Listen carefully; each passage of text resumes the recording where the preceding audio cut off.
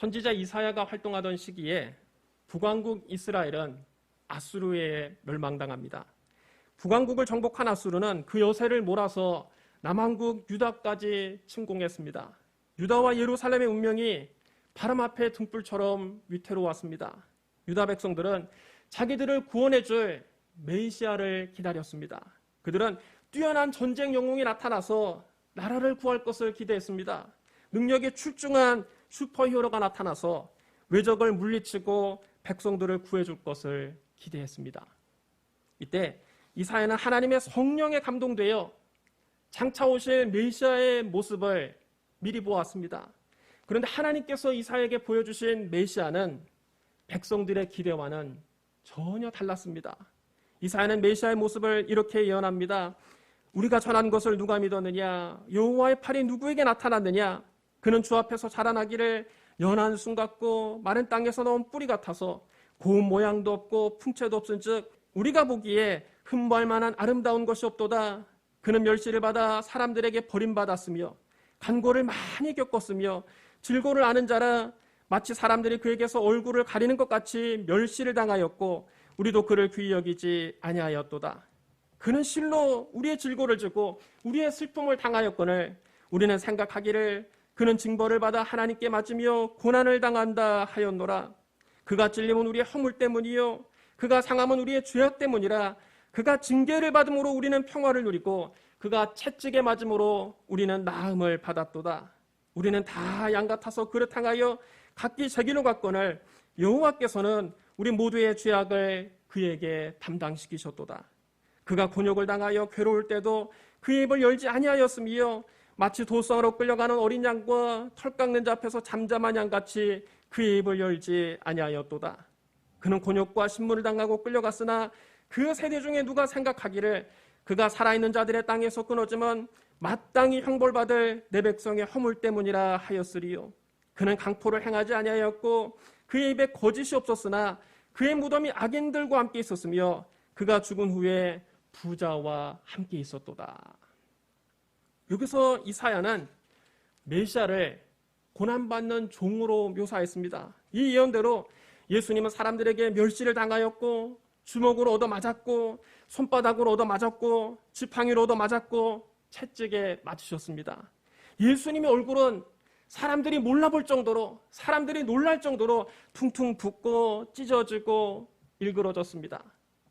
로마 군인들에게 채찍에 맞으신 예수님은 온몸에 갈기갈기 찢겨서 너덜너덜해지셨습니다. 십자가 매달려 축 늘어져 계신 예수님을 보면서 저분이 인류를 구원할 메시아라고 생각하는 사람은 아무도 없었습니다. 로마 군인들이 예수님께서 이미 숨지신 것을 보고 그 중에 한 명이 창으로 옆구리를 깊숙이 찔렀습니다. 확인 사살을 한 것입니다. 그러자 예수님의 몸에서 물과 피가 다 쏟아졌습니다. 날이 저물었을 때 아리마대 부자 요셉이 예수님의 시신을 십자가에서 내려서 깨끗한 세마포로 싸서 수습했습니다. 그는 바위 속에 판 새 무덤에 예수님의 시신을 안치하고 큰 돌을 굴려 무덤 문을 막았습니다. 만약 예수님의 십자가 죽음으로 모든 것이 다 끝났다면 우리에게도 아무런 소망이 없을 것입니다.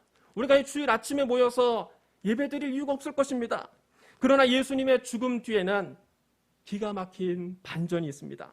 이사야는 하나님의 성령에 감동되어 그리스도의 부활과 승천도 미리 보았습니다. 그 말씀이 바로 오늘 본문 말씀입니다. 보라, 내 종이 형통하리니 받들어 높이 들려 지극히 존귀하게 되리라. 전에는 그의 모양이 타인보다 상하였고 그의 모습이 사람들보다 상하였으므로 많은 사람이 그에 대하여 놀랐거니와 그가 나라들을 놀라게 할 것이며 왕들은 그로 말미암아 그들의 입을 봉하리니 이는 그들이 아직 그들에게 전파되지 아니한 것을 볼 것이요 아직 듣지 못한 것을 깨달을 것임이라. 예수님을 무덤에 장사한 지 사흘째 아침이 됐습니다. 여인들은 큰 슬픔에 잠겼습니다. 그들은 예수님의 시신에 향품이라도 발라드려야 되겠다고 생각했습니다. 이른 아침 막달라 마리아와 야고보의 어머니 마리아와 살로메가 예수님의 무덤을 향해서 올라가기 시작했습니다. 산 언덕을 올라가면서 그들은 서로 이렇게 말했습니다. 무덤 문을 막고 있는 그 거대한 돌을 누가 옮겨줄 것인가? 여자들의 힘만으로 그 큰 돌을 옮길 수 있을까? 그 무서운 로마 군인들이 과연 예수님의 시신에 향품을 바르도록 허락해 줄 것인가? 이런 걱정을 하면서 올라가고 있는데 갑자기 큰 지진이 일어나서 땅이 흔들리기 시작했습니다. 그들이 급히 산 올라가 예수님의 무덤으로 달려갔습니다. 그랬더니 놀랍게도 무덤 문을 막고 있던 그 거대한 돌은 이미 옮겨져 있었습니다. 여인들이 무덤에 들어가 보니 흰 옷을 입은 한 청년이 오른쪽에 앉아 있었습니다. 그 청년은 한눈에 보기에도 사람 같지 않고 천사 같았습니다. 무덤을 지키던 로마 군인들은 얼굴이 창백하여 마치 죽은 사람 같이 되었습니다. 그들은 창검을 버리고 이리저리 도망가기 바빴습니다. 몇 명은 다리가 풀려서 도망도 못 가고 사시나무처럼 바들바들 떨기만 했습니다. 여인들은 깜짝 놀랐습니다. 그들이 가까이 가서 들여다보니 천사가 그들에게 말합니다. 놀라지 말라. 너희가 십자가에 못 박히신 나사렛 예수를 찾는구나. 그가 살아나셨고 여기 계시지 아니하니라. 보라, 그를 두었던 곳이니라. 가서 그의 제자들과 베드로에게 이르기를 예수께서 너희보다 먼저 갈릴리로 가시나니 전에 너희에게 말씀하신 대로 너희가 거기서 배우리라 하라. 여자들이 안을 들여다보니 정말 예수님의 무덤은 비어 있었습니다. 그들은 너무 놀랍고 기뻐서 그 길로 뛰어갔습니다. 제일 젊은 막달라 마리아가 있는 힘껏 뛰어가서 베드로와 요한이 있는 집으로 갔습니다. 막달라 마리아는 베드로와 요한이 묵고 있는 집의 문을 급하게 두드렸습니다. 빨리 일어나 보세요. 빨리 나와 보세요. 베드로와 요한은 예수님의 십자가 죽음 이후에 삶의 의욕을 다 잃어버리고 그냥 잠만 자고 있었습니다. 그들이 늦잠을 자다가 눈을 비비며 일어나서 문을 열었습니다. 마리아는 그들에게 예수님이 부활하셨다고 알려주었습니다. 이 소식을 듣자마자 베드로와 요한이 그 길로 예수님의 무덤을 향해서 달려갔습니다. 요한이 베드로보다 젊기 때문에 베드로보다 앞서 뛰어서 무덤에 먼저 도착했지만 무덤 앞에 와서는 겁을 집어먹고 들어가지 못하고 쭈뼛쭈뼛 서 있었습니다. 베드로는 곧장 무덤 속으로 들어갔습니다. 들어가 봤더니 과연 예수님이 누우셨던 자리에 시신은 온데간데 없이 사라지고 세마포만 머리맡에 곱게 포개어져 있었습니다. 그들은 생각했습니다. 누군가 예수님의 시신을 훔쳐갔다면 세마포를 일부러 벗겨서 저렇게 가지런히 포개어 머리맡에 놔두고 갈 리가 없다. 베드로와 요한은 예수님의 부활에 대한 기대감을 가지고 집으로 돌아갔습니다. 하지만 막달라 마리아는 빈 무덤 밖에 서서 혼자 훌쩍훌쩍 울고 있었습니다. 그때 뒤에 한 사람의 그림자가 호련히 비칩니다. 여자여, 어찌하여 울며 누구를 찾느냐? 마리아는 그가 동산직인 줄 알고 훌쩍 울면서 그에게 물었습니다. 주여, 당신이 그분을 옮겨놓았거든. 어디에 두었는지 내게 말씀해 주십시오. 그러면 제가 모셔가겠습니다. 그런데 뒤에서 마리아야 하는 음성이 들립니다. 익숙하게 듣던 예수님의 음성입니다. 마리아가 너무 반가워 뒤를 돌아보며 라보니, 곧 선생님 하면서 예수님을 붙잡으려고 하자 예수님께서 뒷걸음질을 치며 말씀하셨습니다. 나를 붙들지 말라. 내가 아직 아버지께로 올라가지 아니하였노라. 너는 내 형제들에게 가서 이르기를 내가 내 아버지 곧 너희 아버지, 내 하나님 곧 너희 하나님께로 올라간다 하라. 막달라 마리아는 부활하신 예수님을 만나고 너무 기뻐서 힘차게 뛰어내려가 슬퍼하고 있는 제자들에게 이 소식을 알려주었습니다. 부활하신 예수님을 만났다고 알려주었습니다. 하지만 그들은 예수님께서 살아나셨다는 소식과 막달라 마리아가 직접 부활하신 예수님을 만났다는 말을 듣고도 믿지 않았습니다. 제자 중 2명은 시리에 빠져서 우리는 낙향해서 농사나 지어야 되겠다 결심하고 시골로 내려가고 있었습니다. 그들이 엠마오로 내려가면서 근심에 쌓인 얼굴로 서로 이야기를 주고받았습니다. 예수님께서 보리떡 5개와 물고기 2마리로 5,000명을 먹이실 때 정말 대단하지 않았냐? 정말 놀라운 기적이 아니었느냐? 예수님께서 수많은 병자들을 고치시고 심지어 죽은 나사로를 살리실 때 나는 정말 깜짝 놀랐다. 나는 예수님이야말로 구약 성경에 예언된 메시아인 줄 알았다. 너도 그렇게 생각했냐? 나도 그렇게 생각했다. 나는 그분이 이스라엘을 로마에서 해방시켜줄 줄 알았다. 그런데 그분이 이렇게 허망하게 가실 줄이야. 그때 부활하신 예수님이 나타나서 그들과 함께 걸으셨습니다. 예수님이 그들과 함께 걸으셨지만 그들은 눈이 가리워져서 예수님을 알아보지 못했습니다. 예수님께서 그들에게 물으셨습니다. 당신들이 걸어가면서 서로 주고받는 이야기가 무엇입니까? 두 사람이 슬픈 기색을 하며 멈춰섰습니다. 그 가운데 글로바라는 사람이 예수님께 대답했습니다. 당신은 예루살렘에 있었으면서 최근에 일어난 일을 혼자만 모르신단 말입니까? 예수님께서 모른 척하며 물으셨습니다. 무슨 일입니까? 제자들이 말합니다. 나사렛 예수님에 관한 일입니다. 그분은 하나님과 백성들 앞에서 말씀과 행동에 능력 있는 선지자였습니다. 그런데 대제사장들과 관리들이 그분에게 사형 판결을 내려 십자가에 못 박았습니다. 우리는 이스라엘을 구원할 분이 바로 그분이라고 믿었습니다. 그뿐 아니라 이 일이 일어난 지가 벌써 3일째입니다. 우리 중 어떤 여자들이 우리를 놀라게 했습니다. 그들이 아침 일찍 무덤으로 갔지만 예수님의 시신은 보지 못했고 예수님께서 살아나셨다고 말하는 천사들을 보았다고 합니다. 하지만 그 말을 어떻게 믿을 수 있습니까? 죽은 사람이 어떻게 다시 살아납니까? 그러자 예수님이 그들에게 말씀하셨습니다. 미련하고 선지자들이 말한 모든 것을 마음에 더디 믿는 자들이여, 그리스도가 이렇게 고난을 받고 자기 영광에 들어가야 할 것이 아니냐, 이 말씀을 하시면서 예수님께서 그들에게 성경을 풀어 말씀을 가르쳐 주셨습니다. 모세의 율법부터 시작해서 선지자의 모든 예언까지 모든 성경에 당신에 관하여 기록된 것을 자세히 설명하시는데 그 설명을 들을 때 그들의 마음이 뜨거워졌습니다. 날이 저물자 엠마오로 향하던 두 제자는 여관에 묵으려고 했고 예수님은 가시던 길을 더 가시려고 하셨습니다. 두 제자는 예수님 말씀을 더 듣고 싶어서 여관에 함께 묵을 것을 강하게 권했습니다. 그들이 함께 저녁 식사를 할 때 예수님께서 떡을 가져 축사하시고 떼어 나눠주셨습니다. 그 모습이 너무나 익숙한 모습입니다. 예수님이 살아계실 때 제자들에게 늘 하시던 행동입니다. 그때 제자들의 눈이 밝아져서 보니까 바로 그들 앞에서 떡을 떼어주시던 분이 예수님이셨습니다. 그런데 그들이 예수님을 알아보자마자 예수님은 홀연히 사라지셨습니다. 두 제자는 부활하신 예수님을 뵙고 흥분을 감출 수가 없었습니다. 그래서 그들이 서로 이야기합니다. 길에서 우리에게 말씀하시고 우리에게 성경을 풀어주실 때에 우리 속에서 마음이 뜨겁지 아니하더냐. 두 제자는 엠마오로 낙향하던 길에서 길을 돌려서 다시 예루살렘을 향해서 힘차게 뛰어갔습니다. 예루살렘에 도착해 보니까 다른 제자들도 이미 예수님의 부활의 소식을 듣고 흥분해 있었습니다. 제자들이 예수님의 부활에 대해서 이야기하고 있을 때 예수님이 그 자리에 나타나셨습니다. 너희에게 평강이 있을지어다. 제자들이 유령을 본 것처럼 놀라자 예수님 말씀하셨습니다. 어찌하여 두려워하며 어찌하여 마음에 의심이 일어나느냐. 내 손과 발을 보고 나인 줄 알라. 또 나를 만져보라. 영은 살과 뼈가 없으되 너희 보는 바와 같이 나는 있느니라.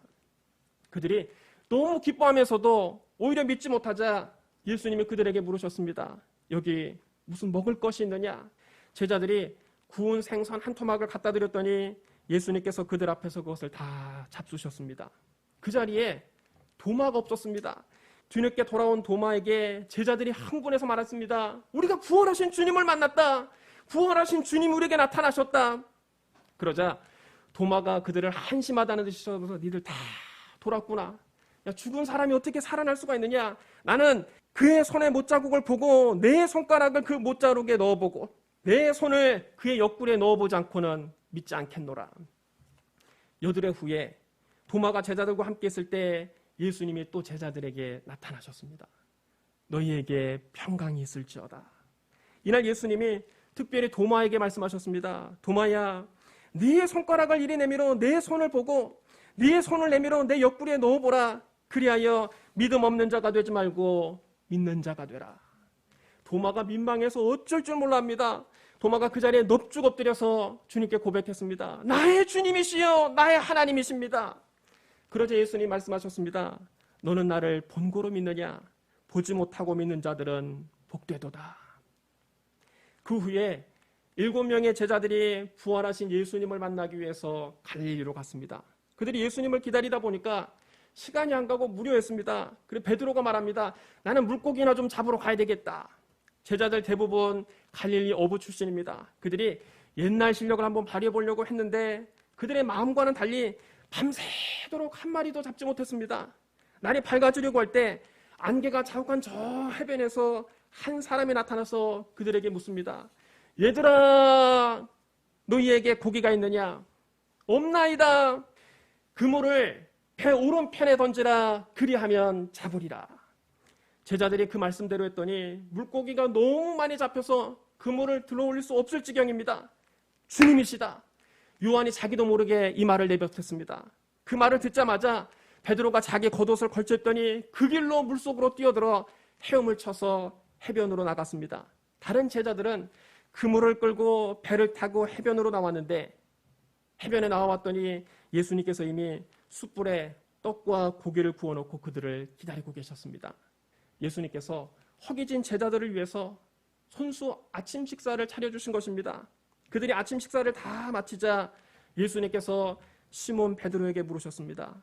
요한의 아들 시몬아, 네가 이 사람들보다 나를 더 사랑하느냐? 베드로는 예수님을 뵐 면목이 없습니다. 왜냐하면 베드로는 예수님을 모른다고 3번씩이나 부인했거든요. 그가 고개를 푹 숙인 채 기어가는 목소리로 대답했습니다. 주님, 그러하나이다. 내가 주님을 사랑하는 줄 주님이 아시나이다. 예수님이 베드로에게 말씀하십니다. 내 어린 양을 먹이라. 조금 있다가 예수님이 2번째로 베드로에게 물으십니다. 요한의 아들 시몬아, 네가 나를 사랑하느냐? 베드로는 안절부절입니다. 주님, 그러하나이다. 내가 주님을 사랑하는 줄 주님께서 아시나이다. 주님이 베드로에게 부드럽게 말씀하십니다. 내 양을 치라. 잠시 후에 예수님이 3번째로 베드로에게 물으십니다. 요한의 아들 시몬아, 네가 나를 사랑하느냐? 예수님이 3번씩이나 네가 나를 사랑하느냐 물으시자 베드로가 근심하면서 대답합니다. 주님, 모든 것을 주님이 아시오매 내가 주님을 사랑하는 줄을 주님이 아시나이다. 주님은 그런 베드로를 꾸짖지 아니하시고 부드러운 목소리로 말씀하셨습니다. 그렇다면 내 양을 먹이라.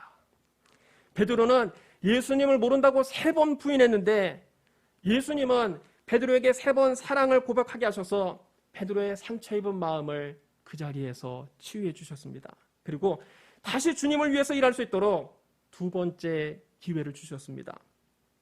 그 후에 예수님은 갈릴리의 한 산 위에서 11 제자에게 나타나셔서 지상명령을 남기십니다. 하늘과 땅의 모든 권세를 내게 주셨으니 그러므로 너희는 가서 모든 민족을 제자로 삼아 아버지와 아들과 성령의 이름으로 세례를 베풀고 내가 너에게 분부한 모든 것을 가르쳐 지키게 하라. 볼지어다 내가 세상 끝날까지 너희와 항상 함께 있으리라. 예수님이 부활하신 지 40일이 되자 주님은 제자들을 모두 감람산으로 불러 모으셨습니다. 그들이 다 같이 모였을 때 누군가 예수님께 여쭈었습니다. 주께서 이스라엘 나라를 회복하심이 이때입니까? 예수님이 그들에게 말씀하셨습니다. 때와 시기는 아버지께서 자기의 권한에 두셨으니 너희가 할 바 아니요 오직 성령이 너희에게 임하시면 너희가 권능을 받고 예루살렘과 온 유대와 사마리아와 땅끝까지 이르러 내 증인이 되리라. 예수님께서 이 말씀을 마치시고 제자들이 지켜보는 가운데 하늘로 올라가셨습니다. 그 자리에 모인 사람들은 예수님이 구름에 가려서 더 이상 보이지 않을 때까지 하늘을 쳐다보았습니다. 그때 갑자기 흰옷을 입은 2 사람이 그들 곁에 서서 말했습니다. 갈릴리 사람들아, 어찌하여 서서 하늘을 쳐다보느냐? 너희 가운데서 하늘로 올려주신 이 예수는 하늘로 가심을 본 그대로 오시리라. 하늘로 올려주신 예수님은 지금 하나님 보좌 우편에 앉아 계십니다. 마가복음 16장 19절에 이렇게 기록되어 있습니다. 주께서 말씀을 마치신 후에 하늘로 올려지사 하나님 우편에 앉으시니라. 베드로전서 3장 22절에도 이렇게 기록되어 있습니다. 그는 하늘에 오르사 하나님 우편에 계시니 천사들과 권세들과 능력들이 그에게 복종하느니라. 하늘로 올려주신 예수님은 하늘로 가신 그대로 다시 오실 것입니다. 예수님이 이 세상을 심판하러 오십니다. 그때에 우리는 다 그리스도의 심판대 앞에 서서 선악간의 심판을 받아야 합니다. 고린도후서 5장 10절에 이렇게 기록되어 있습니다. 이는 우리가 다 반드시 그리스도의 심판대 앞에 나타나게 되어 각각 선악간에 그 몸으로 행한 것을 따라 받으려 함이라. 그때 나라들이 놀랄 것이며 왕들은 그 앞에서 그들의 입을 봉할 것입니다. 이로써 이사야의 예언이 그대로 성취되는 것입니다.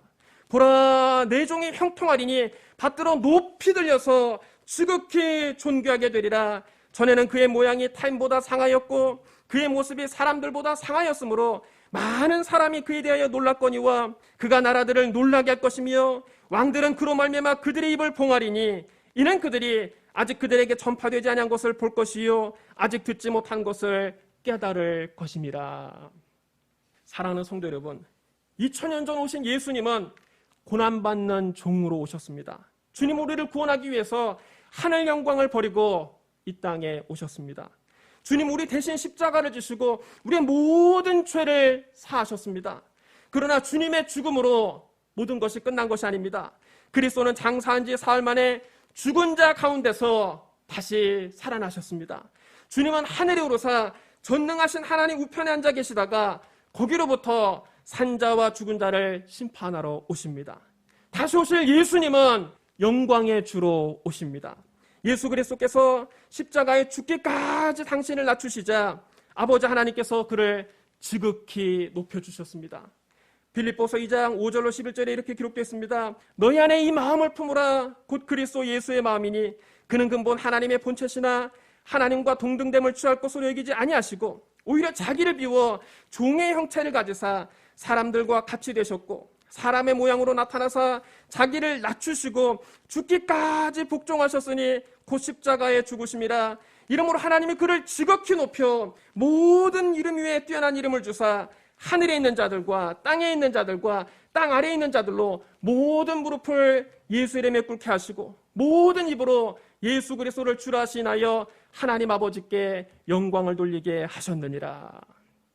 그러므로 우리 주 예수 그리스도는 고난받는 종일 뿐만 아니라 높임받는 종이십니다. 여러분 안에 그리스도 예수의 마음을 품으시고 예수 그리스도를 믿고 예수 그리스도를 의지하고 예수 그리스도를 사랑하고 예수 그리스도만 따르고 예수 그리스도만 높이시기를 주님의 이름으로 축원합니다. 우리 기도하겠습니다. 사랑과 은혜가 풍성하신 하나님 아버지, 나 같은 죄인을 살리기 위해서 하나님의 아들이 하늘 영광을 버리고 이 땅에 오신 것을 감사합니다. 예수님 우리 대신 십자가를 짊어지시고 우리의 모든 죄를 사하여 주시니 감사합니다. 십자가에서 죽으시고 부활하신 예수님을 우리의 구주로 모셔드립니다. 주의 이름을 높여드립니다. 찬양과 영광과 존귀를 주님 홀로 받아 주시옵소서. 예수님 이름으로 감사하며 기도드리옵나이다. 아멘.